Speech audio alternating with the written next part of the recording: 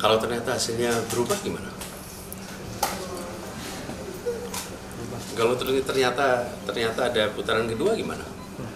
Kalau ternyata hasil berbeda gimana? Calon Presiden nomor urut 1 Anies Baswedan menyebut pemenang Pilpres 2024 berada di pemerintahan, sedangkan yang tidak berada di luar pemerintahan.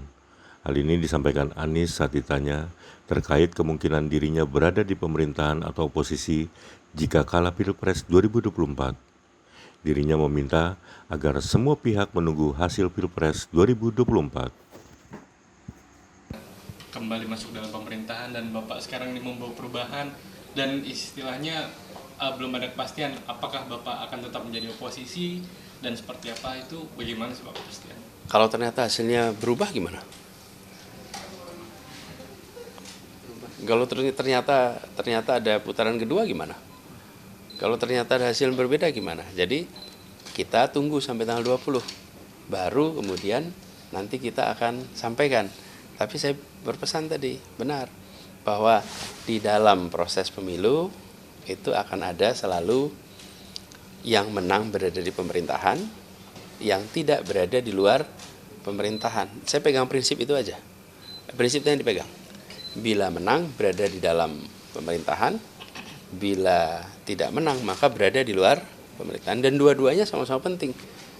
Saya pernah katakan bukan di debat pertama, saya bilang bahwa jangan sampai kita tidak tahan berada di posisi oposisi. Beginilah, kalau demokrasi itu definisinya ada banyak sekali. Ada lebih dari 560 definisi demokrasi. Tapi kalau kita ambil paling sederhana, demokrasi ada 3 komponen. Satu adalah pemilihan yang adil dan jujur, bebas. Yang kedua adalah kebebasan berbicara. Yang ketiga adalah oposisi yang diberikan ruang. Maka kalau kita lihat nih, nomor 1 tentang kebebasan berbicara. Teman-teman merasakan nggak ada perubahan kebebasan berbicara berapa tahun ini? Iya, menurun. Kekhawatiran, pemeriksaan kepada orang-orang yang mengkritik itu terjadi. Yang kedua, tentang oposisi. Kita hampir tidak ada oposisi yang bisa hidup.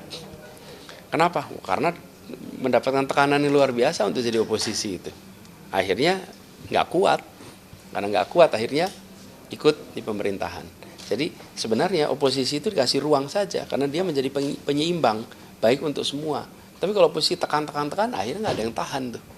Lalu yang ketiga adalah soal pemilu. Nah, pemilu yang bebas dan adil kemarin sudah berlangsung pemilunya, tapi bebas dan adilnya masih menjadi pertanyaan nih.